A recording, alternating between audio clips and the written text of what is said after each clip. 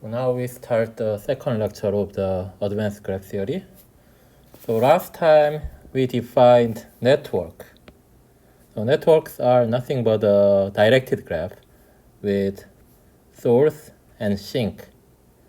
And then also there are some capacities on these edges.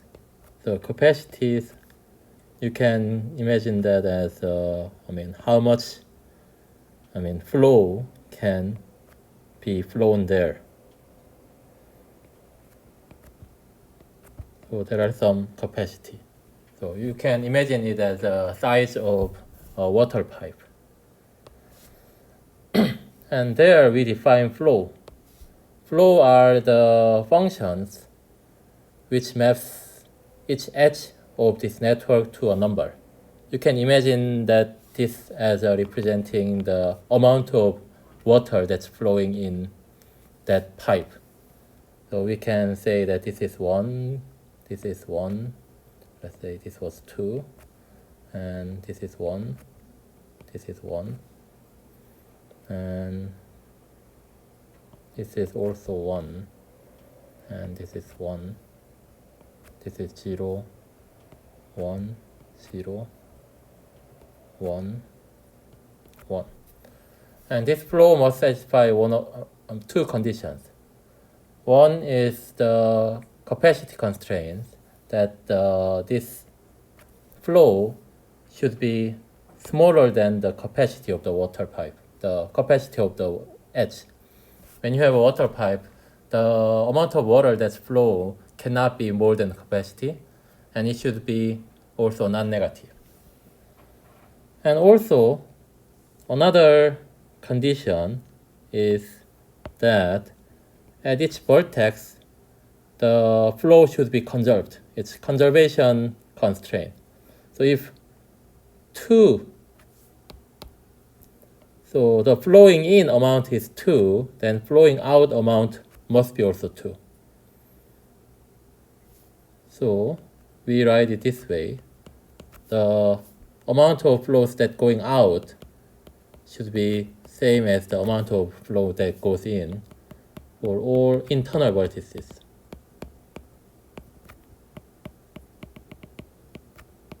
Then we say this is a feasible flow, or simply we will say it is a flow. And here internal vertices are the vertices which are not the source and not sink. And for such given flow, we define the value of this f as the amount of flow which flows out from the source. And also we define the source sink cut. This is ST cut. This cut in directed graph is the set of edges from S to T, and this is small s and this is capital S. And S is a set containing the source, and T is a set of vertices containing T, and which partitions the entire vertex set. Here, the source cut, sink cut consists of these 3 edges, while this particular edge is not counted because this is from T to S, but the other 3, they are all counted in this source sink cut. And for this, we define the capacity as the summation of the all capacities where the edge is from S to T. So this is a directed edge. And also we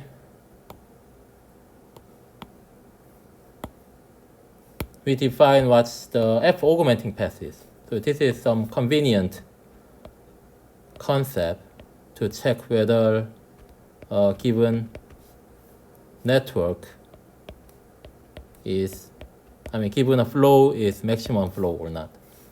Let's say we have this, and then the capacities are 3, 2, 2, 3, and then the actual flow is 2, 1, 1, 1. Then what we can do is we take these passes as a F augmenting path. If all the forward directing edges, all the edges that's directed from S to T are not full, meaning that its flow value is strictly smaller than the capacity, and then all the reversely oriented edge has the flow value strictly positive.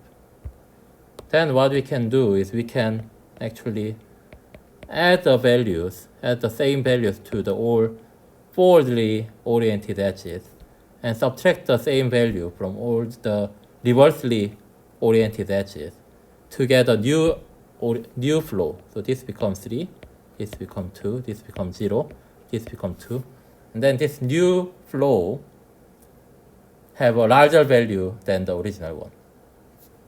And we show that the in a network, a flow is maximum if and only if there exists no F augmenting path. By using that, we proved the maximum flow Minker theorem, max flow Minker theorem. It says that in a network, the maximum value of flow, again this is a feasible flow, equals the minimum capacity of source sink cut.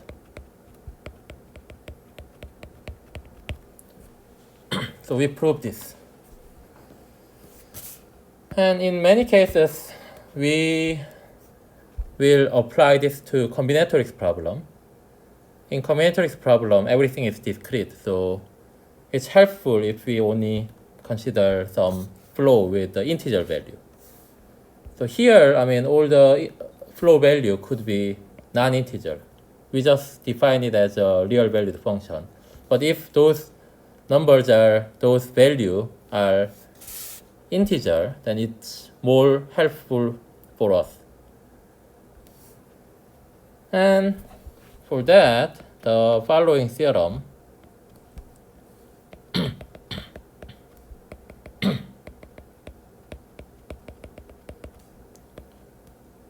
which is called flow integrality theorem is useful for us. So it says that if we have the network and then all the capacities of edges in a network are all integer, then what we can show is that there exists a maximum flow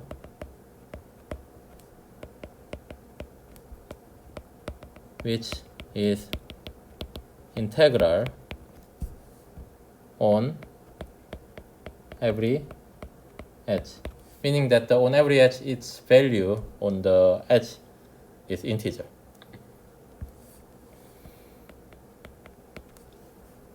And the proof is quite natural using this F augmenting path. In this previous example of using this F augmenting path, how much we added is this number 1. We added 1 to all the forward edges and subtract 1 to this reverse edges. And this 1 is defined as epsilon of P, is the minimum out of all values,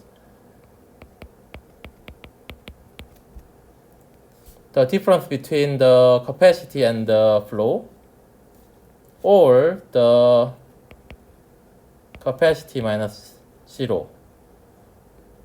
This over all forward edges and this over all reverse edges. From here, what we know is that if the current flow is integral, and all the capacities are integral, then this epsilon p also must be an integer. So we use this value, and then we use this augmenting path p to augment this flow. So use this p to augment this flow, then we get a new flow, and which would be again integral flow, because it was originally all the values here are integer, and then this epsilon p is integer, and once you add or subtract it, the new number is integer. So we can keep do this, and we can keep do this until we get a maximum flow with the integer value. So we can formally write it. We start from the zero flow. So zero flow is the flow which has zero values in every edge. And assume that assume we have a fi, and assume that is an integral flow.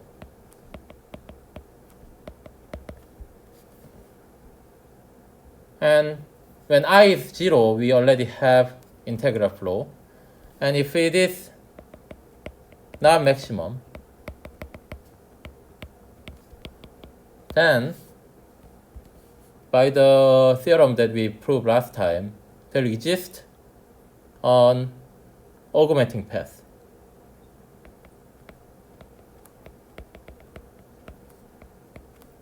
Fi augmenting path P. And what we do is we augment Fi along this P to get a new flow Fi plus 1. And this has a larger value.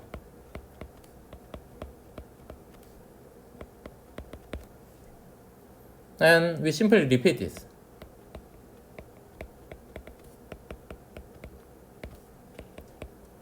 Then what do we get?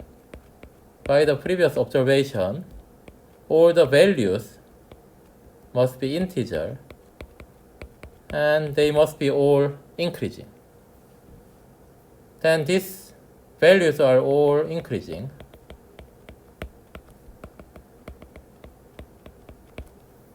And what do we know?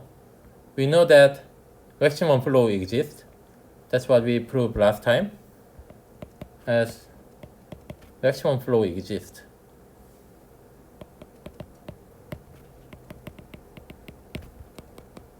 The sequence is bounded.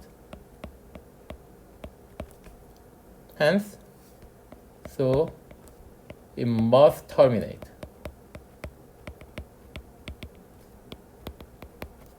With a flow Fk with no Fk augmenting path. Because if there is an Fk augmenting path, then the sequence doesn't terminate here. We can keep going. And we know that having no Fk augmenting path implies that this is a maximum flow.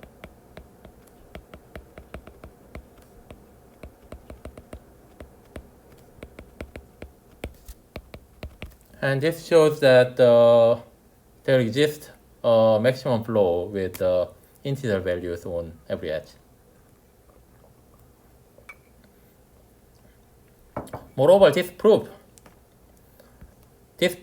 provides an algorithm to find the maximum flow. This is an algorithm to find max flow. What you do is you take a zero flow, and then you find one F augmenting path and augment, and another F augmenting path, augment, and you keep going. This is called Ford-Fulkerson algorithm.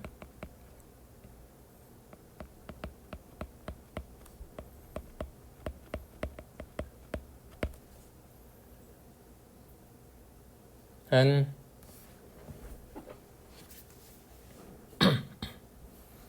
it runs with at most this many,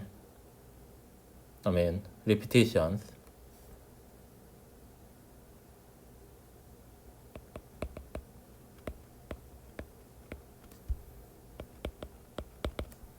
Where this absolute value of f is the, say, maximum of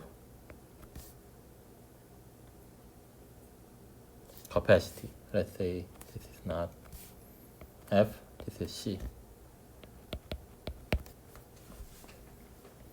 So it's not difficult to show that the number of repetition is at most this time. So if we have a network and then all the capacities are integer, then it's easy to see that this algorithm actually terminates with the maximum flow. And by the same logic, if all the capacities are rational number, then this algorithm also works for the network. Because simply, if all the capacities are rational, there are finitely many edges, so we simply scale up. We multiply some large number to every edge capacity. And then there you get a network with all the values integer, on the capacity is integer. There you find the maximum flow, and then you divide every number by the large number that you multiplied before. So this works for network with rational capacity.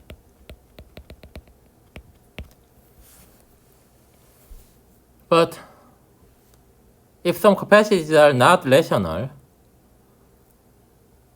then this algorithm may not give us the maximum flow.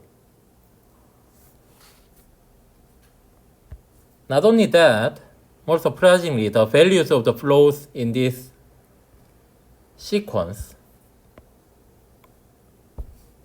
may not even converge to the maximum value of the flow.